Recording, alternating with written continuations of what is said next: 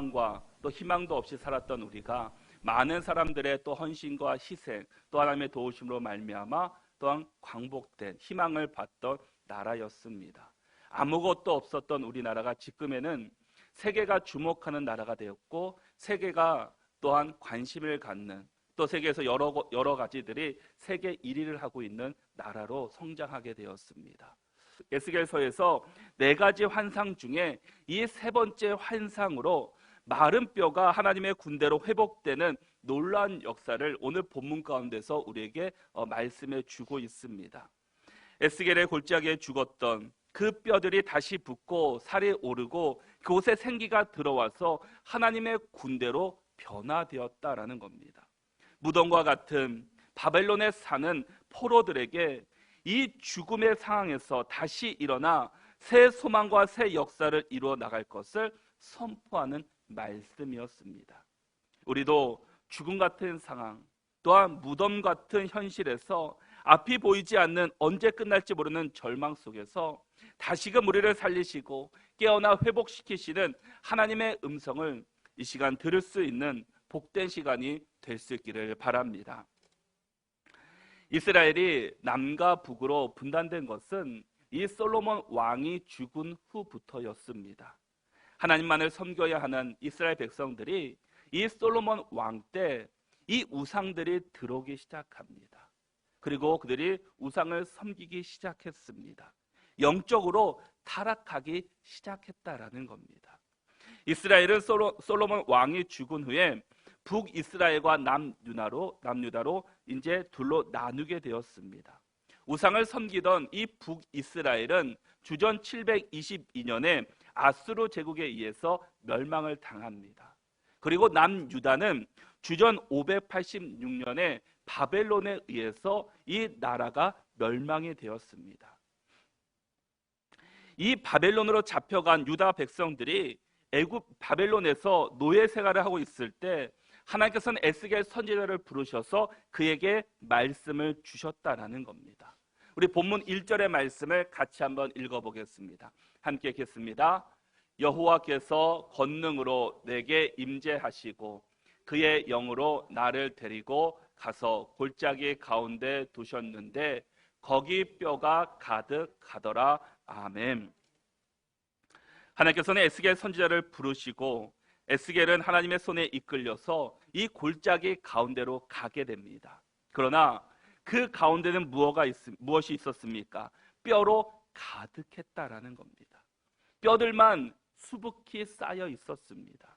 생명조차 찾을 수 없는 그 뼈들만 가득 넘치는 곳이었습니다. 뼈들이 사방으로 흩어져 있었고 뼈들이 아주 많았고 그 뼈들이 말랐다라고 말씀하고 있습니다.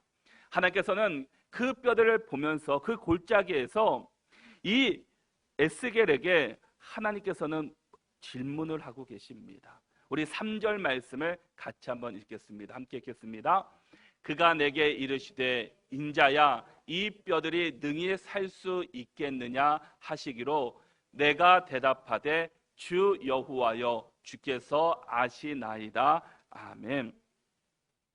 하나님께서는 에스겔에게 이 뼈들이 능히 살 수 있겠느냐라고 물어보았습니다. 이 물음에 에스겔이 뭐라고 대답했습니까? 주 여호와께서 아십니다라고 이야기합니다. 그런데 지금 이 질문의 대답을 한번 잘 생각해 보시기 바랍니다.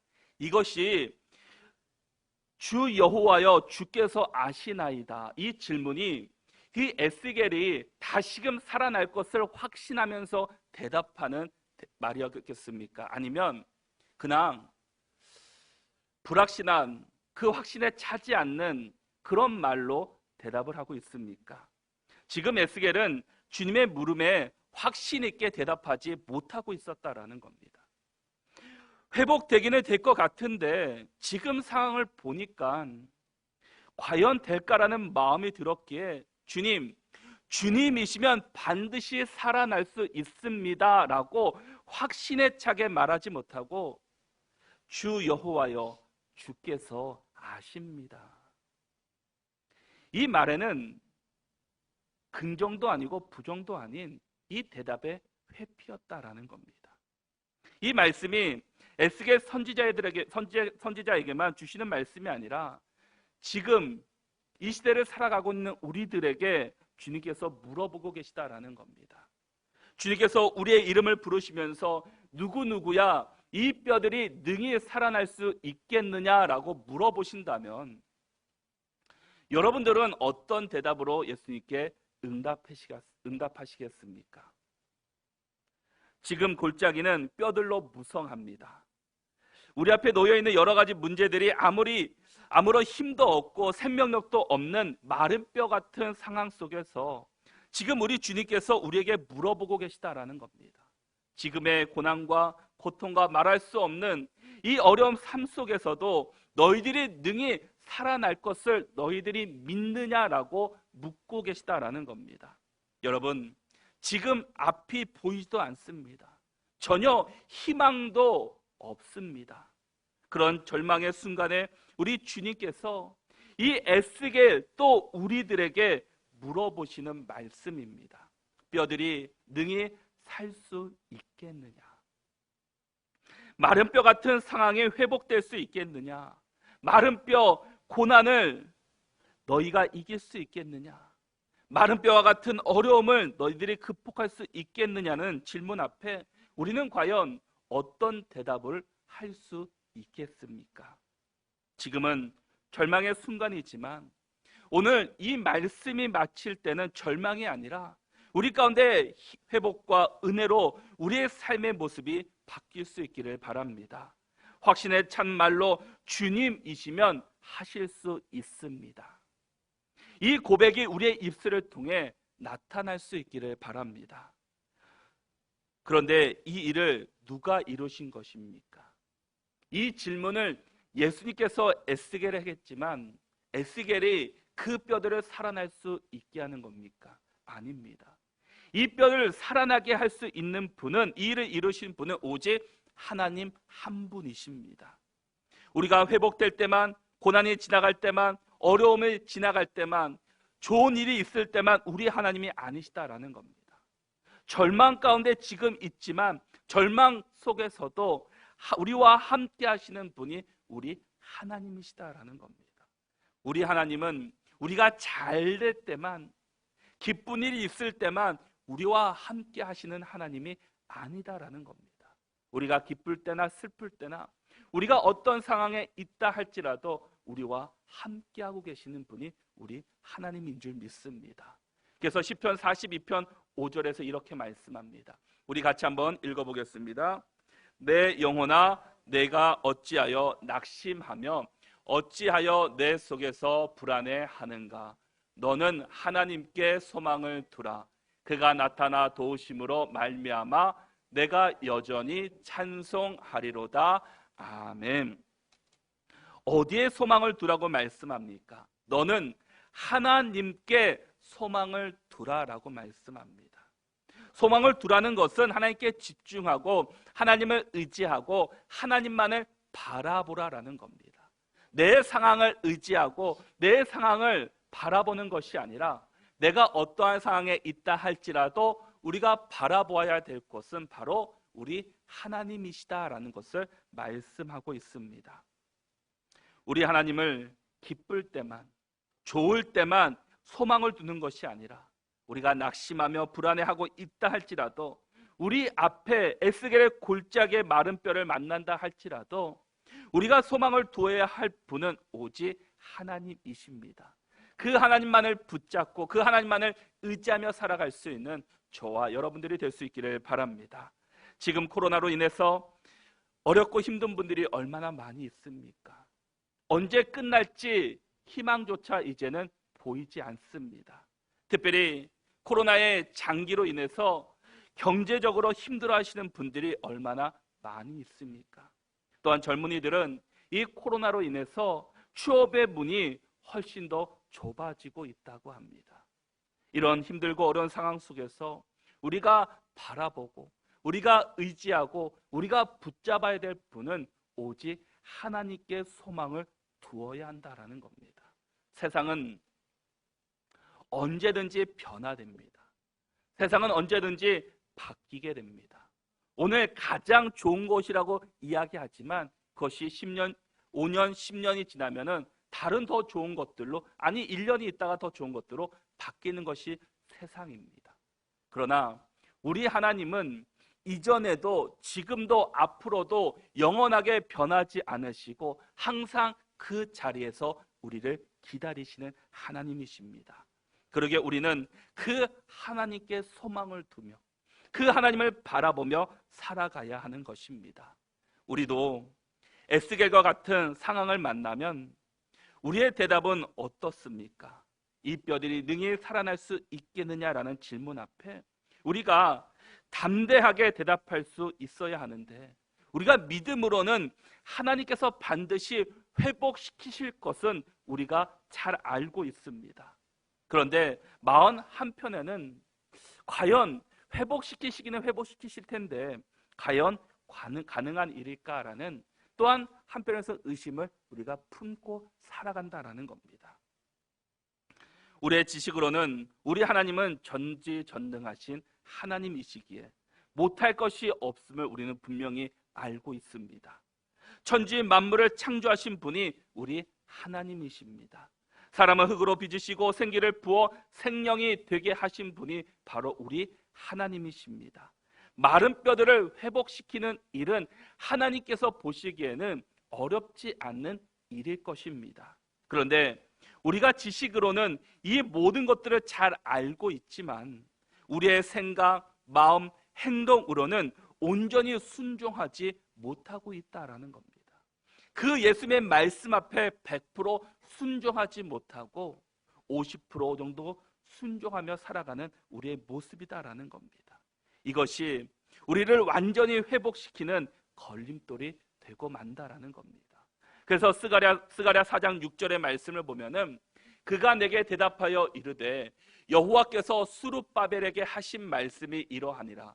만군의 여호와께서 말씀하시되 이는 힘으로 되지 아니하며 능력으로도 되지 아니하고 오직 나의 영으로 되느니라 라고 말씀합니다.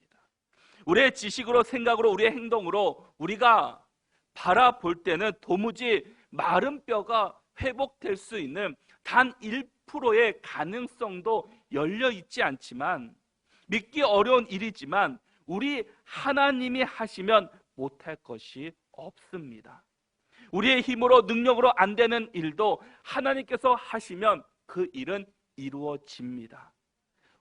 지금 우리 앞에 놓여 있는 여러 가지 말할 수 없는 문제들을 내 생각과 내 지식으로 또 이 방법 저 방법 사용해서 하지 말고 먼저 주님께 맡기고 우리 주님 의지하며 주의 힘으로 나갈 수 있기를 바랍니다. 우리 5절의 말씀을 같이 한번 읽겠습니다. 함께 읽겠습니다. 주 여호와께서 이 뼈들에게 이같이 말씀하시기를 내가 생기를 너희에게 들어가게 하리니 너희가 살아나리라. 아멘. 이제 골짜기에 있던 뼈들을 우리 주님께서 회복시켜 주시는데 어떻게 회복되느냐 봤더니 그 안에 생기가 그 속에 들어가면 이 마른 뼈들이 다시금 살아나는 모습을 보게 될 것이라고 말씀해 주고 있습니다. 부흥과 회복은 생명과 연관되어 있는 것입니다. 성경에서 말하는 부흥이란 생명이 다시금 살아나는 겁니다. 많은 사람들이 부흥이라는 말을 들으면 외적인 성장이나 갑작스러운 변화를 의미하는 단어로 생각을 합니다. 특히 성도들은 교회가 부흥하는 것을 기대하는데 대부분이 성도의 수가 증가되고 교회 건물이 커지면 그것들을 대부분이 부흥이라고 이야기를 합니다. 그러나 진정한 부흥은 꼭 외적인 성장만을 말하는 것이 아닙니다. 부흥은 생명과 연관되어 있습니다. 진정한 부흥은 죽었던 생명이 다시금 살아나는 겁니다. 침체된 교회가 주의 말씀으로 그 생명이 우리 속에 들어와서 다시금 살아나는 것이 진정한 부흥의 시작이다라는 겁니다. 그럴 때 외적인 성장도 함께 일어나는 겁니다. 이것이 부흥의 진정한 의미다라는 겁니다. 우리가 먼저 영적으로 다시금 살아나야 된다라는 겁니다. 건물만 크게 짓고 교인 수만 많이 늘어났다고 해서 그것이 진정한 부흥이 아니라 우리가 모이는 모든 성도들 가운데 하나님의 영이 우리 가운데 온전히 들어가서 성령으로 말미암아 우리가 그런 삶을 살 때 반드시 교회는 일어날 수 있고 하나님의 역사 가운데 부흥된다라는 겁니다. 우리가 영으로 살아나지 않고는 진정한 부흥은 나타나지 않게 됩니다. 우리 주님께서 마른 뼈를 회복시키는데 한 번에 회복시키는 것이 아니라 단계를 거치면서 회복하는 것을 보게 됩니다. 우리 7절의 말씀을 같이 읽겠습니다. 함께 읽겠습니다. 이에 내가 명령을 따라 대언하니 대언할 때에 소리가 나고 움직이며 이 뼈 저 뼈가 들어맞아 뼈들이 서로 연결되더라. 아멘. 우리 주님의 명령에 따라 에스겔이 대언을 하였더니 이제 죽어 말라버린 뼈들이 움직이기 시작합니다. 주의 말씀이 그곳에 선포되니까 그 마른 뼈, 전혀 움직임이 없던 그 뼈들이 움직이기 시작했다라는 겁니다. 서로 연결되면서 뼈들이 제자리를 찾아 서로 맞추어 갑니다. 그리고 8절의 말씀을 보면 내가 또 보니 그 뼈에 힘줄이 생기고 살이 오르고 그 위에 가죽이 덮이나 그 속에는 생기는 없더라라고 말씀합니다. 뼈들이 맞춰지고 나서 뼈에 힘줄이 생깁니다. 힘줄이 생긴 다음에 살이 붙기 시작합니다. 그 위에 가죽으로 덮어졌습니다. 그런데 한 가지 부족한 것이 있다고 합니다. 그것이 무엇이었습니까? 그 속에 생기가 없었더라는 겁니다.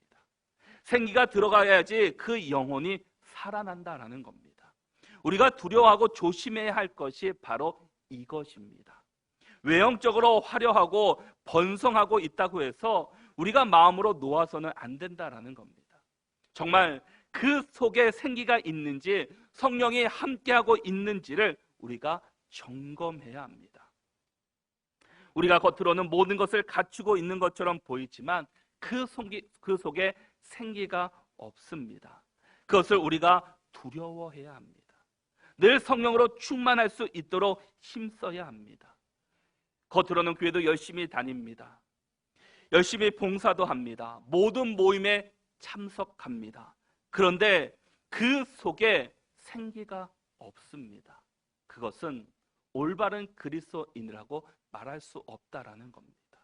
진정한 참된 그리스도인은 우리가 외적으로도 잘 갖추어야 되지만 가장 중요한 것은 우리 가운데 성령이 우리 가운데 임해 있어야 합니다. 성령의 영으로 함께 해야 된다라는 겁니다. 우리 주님께서는 외형적인 모습만 갖추고 있던 이 뼈들을 보시고 다시금 에스겔에게 명령을 하셨습니다. 9절과 10절의 말씀입니다. 우리 9절과 10절의 말씀을 같이 한번 읽어보겠습니다. 함께 읽겠습니다.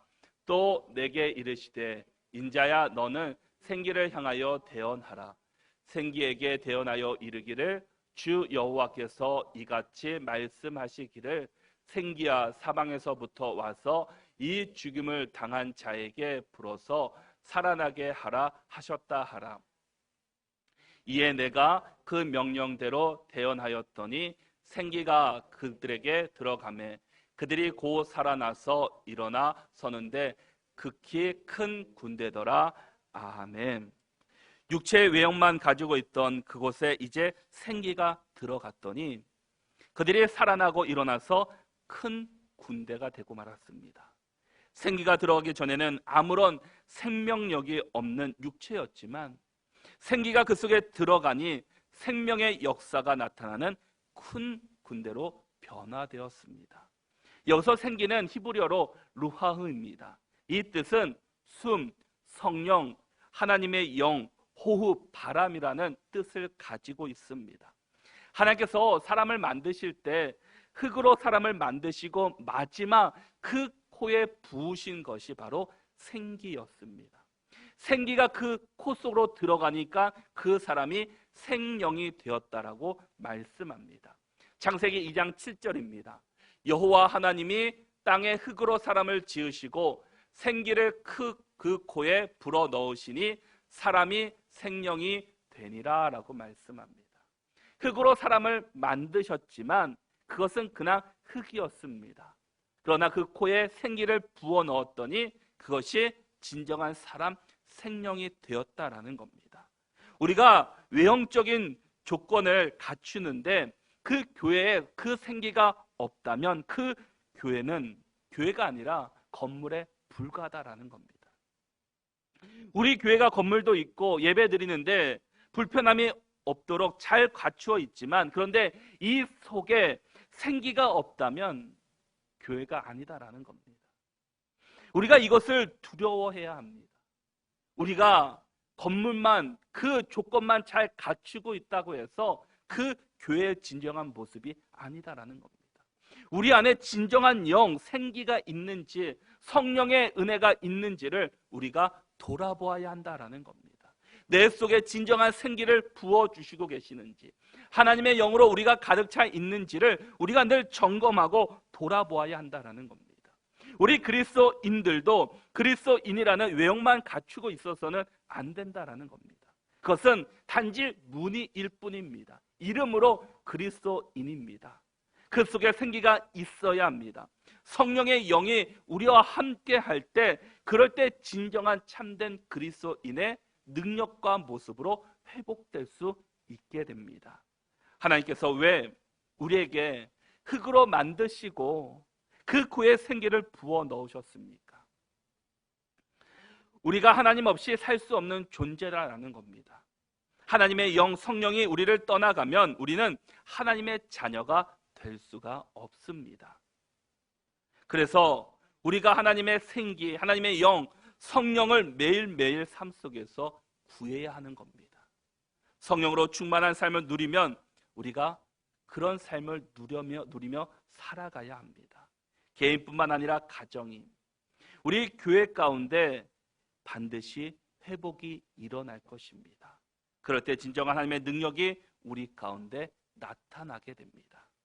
우리 모두가 우리의 인생에 우리 안에 생기가 불어져서 우리 삶 가운데 하나님의 은혜로 하나님의 영으로 회복될 수 있는 저와 여러분들이 될 수 있기를 바랍니다.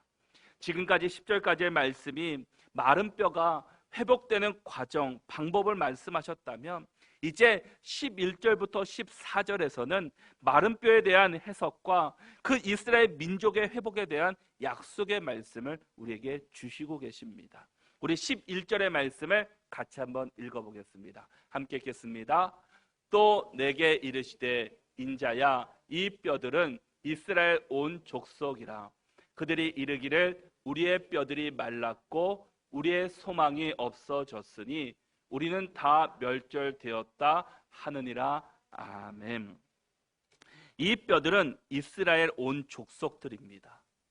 이 뼈들이 말랐다는 것은 지금 이스라엘 백성들에게도 소망도 없고 희망도 없이 다 죽었다고, 모든 것을 포기하고 있을 때였다라는 것을 말씀해 줍니다. 아무것도 할 수 없는 그때에 우리 주님께서 이 에스겔 선지자들을 통해서 이스라엘 백성들에게 회복의 메시지를 선포하고 계십니다. 회복의 메시지가 무엇인가를 봤더니 12절의 말씀을 한번 같이 읽겠습니다. 함께 읽겠습니다. 그러므로 너는 대언하여 그들에게 이르기를 주 여호와께서 이같이 말씀하시기를 내 백성들아 내가 너희 무덤을 열고 너희로 거기에서 나오게 하고 이스라엘 땅으로 들어가게 하리라. 아멘. 무덤이 어떤 곳입니까? 죽어서 가는 이 땅에서의 마지막 자리입니다. 장래의 마지막이 관을 땅에 묻고 무덤을 만듦으로 장래가 마무리됩니다. 이제 모든 것이 끝났다라는 겁니다. 그런데요, 지금 우리 주님께서 너희가 바벨론의 포로로 잡혀있던 인생의 끝이라고 생각했던 이스라엘 백성들에게 그들을 향해서 너희가 무덤을 열고 나오게 하신다라고 말씀합니다. 그렇게 하신 분이 여호와 하나님이신 것을 너희가 알라라고 말씀합니다. 하나님께서 모든 일들을 이루어 주신다라는 겁니다. 이는 마치 소망 없는 무덤에 있는 것 같이 포로 생활을 하는 이스라엘 백성들을 다시 회복시키신다는 거 말씀입니다. 회복시키실 뿐만 아니라 이스라엘 땅으로 돌아갈 것이라는 하나님의 분명한 약속의 말씀을 이 시간 우리 가운데 주고 계시다라는 겁니다. 마른 뼈와 같이 아무것도 보이지 않는 포로의 삶 속에서도 하나님께서 이 마른 뼈의 환상을 보여주시면서 이제 이 마른 뼈로 같이 아무것도 없는 존재 같지만 하나님께서 그 속에 생기를 부어 넣으셔서 너희는 다시금 회복시키시고 다시금 하나님께서 주시는 사명과 소망으로 살아가게 될 것이라고 그들에게 말씀해 주고 있습니다. 이스라엘 백성들, 지금 바벨론 포로 아래 아무것도 희망이 없습니다. 절망의 순간입니다. 모든 것을 포기하고 이제 여기서 내가 죽는구나 라고 생각하고 있던 사람들이었습니다.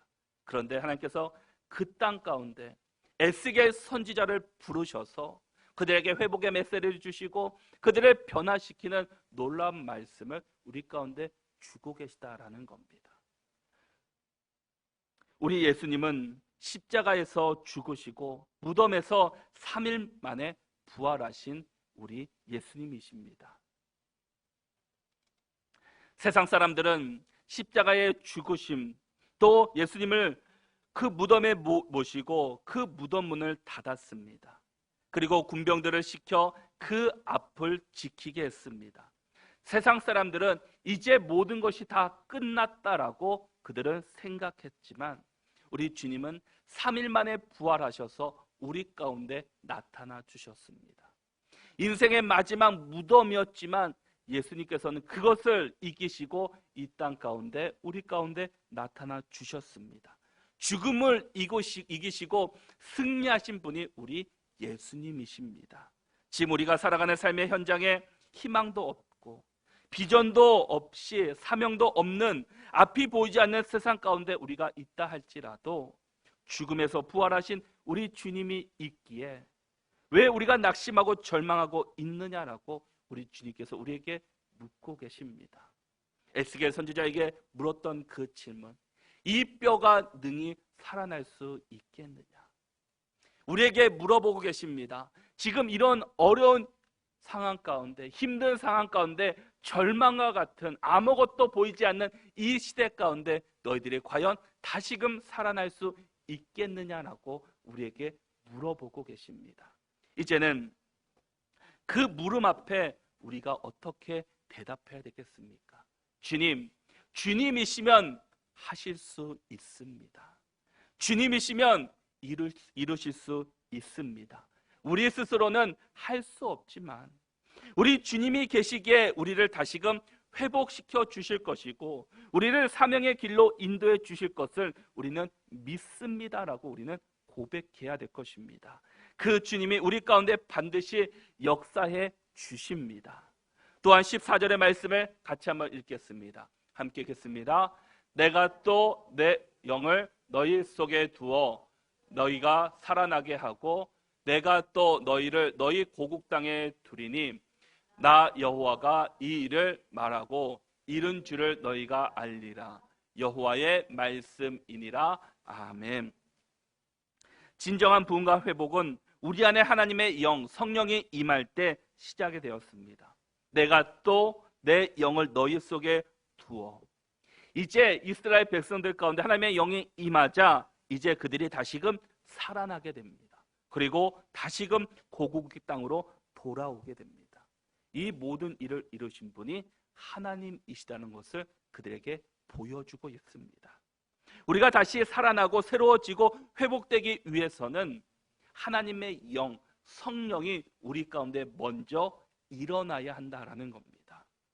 회복은 우리가 좋은 쉼의 자리에 간다고 회복되는 것이 아닙니다. 좋은 여행지에 가서 쉼을 얻는다고 해서 그것이 진정한 회복이 될 수 없습니다. 잠시는 육체의 회복은 일어날 수 있을 겁니다. 그러나 진정한 회복은 우리 안에 하나님의 영, 성령이 임할 때 그때 일어나기 시작하게 됩니다. 하나님의 영, 성령이 우리 가운데 임할 때 죽었던 우리의 영, 또 육이 살아나고 진정한 회복을 우리가 경험할 수 있게 될 것입니다. 우리를 복된 삶으로 인도하시고 회복시키시는 분은 오직 하나님이십니다. 우리의 삶 속에 회복의 길이 전혀 보이지 않는 상황 속에서도 하나님은 말씀과 성령으로 지금도 역사하고 계십니다. 우리를 다시금 살리시고 회복해 주십니다. 그러므로 우리는 메마른 뼈를 군대로 만드신 그 하나님의 능력을 온전히 신뢰하고 의지함으로 진정한 영적 회복과 부흥을 경험할 수 있기를 바랍니다.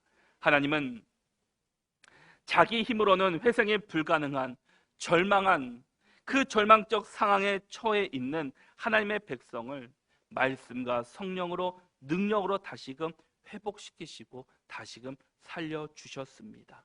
나는 이 마른 뼈와 같은 내 삶을 다시금 살리시는 하나님의 능력을 온전히 신뢰하고 있으십니까? 요한복음 6장 63절의 말씀을 보면은 살리는 것은 영이니 육은 무익하니라. 내가 너희에게 이른 말은 영이요 생명이라 라고 말씀합니다. 살리는 것은 영입니다. 육은 아무런 유익이 없다라는 겁니다. 내가 너희에게 이른 말은 영과 생명이다 라고 우리에게 말씀해 주고 있습니다. 오직 하나님의 영 성령만이 우리 삶에 묶여져 있던 그 모든 것들을 풀어주시고 무덤 속에 갇혀있던 우리들을 다시금 살아나게 해 주실 것입니다. 우리 앞에 이스라엘 백성같이 정말 절망과 같은 삶이 우리 앞에 있다 할지라도 우리는 하나님이 계시기에 우리는 절망하고 낙심하고 주저하고 있는 것이 아니라 다시금 하나님의 영을 통해서 성령의 역사를 통해서 우리가 다시금 주님 앞에 나올 수 있기를 바랍니다. 우리의 진정한 회복은 주님 앞에 나올 때, 주님과 함께 할 때 이루어질 수 있게 될 것입니다. 그것은 내 능력으로, 내 힘으로 될 수 있는 것이 아닙니다. 오직 하나님의 영이 우리 가운데 임할 때, 주의 성령이 우리 가운데 충만하게 임할 때 바로 하나님의 역사는 나타날 수 있게 됩니다. 우리 모두가 정말 하나님 주신 은혜, 하나님 주신 성령의 충만함으로 우리의 삶이 회복되고 우리의 가정이 회복되고 우리 교회가 회복되어서 정말 하나님의 영광을 나타내는 우리 모두가 다 될 수 있기를 바랍니다.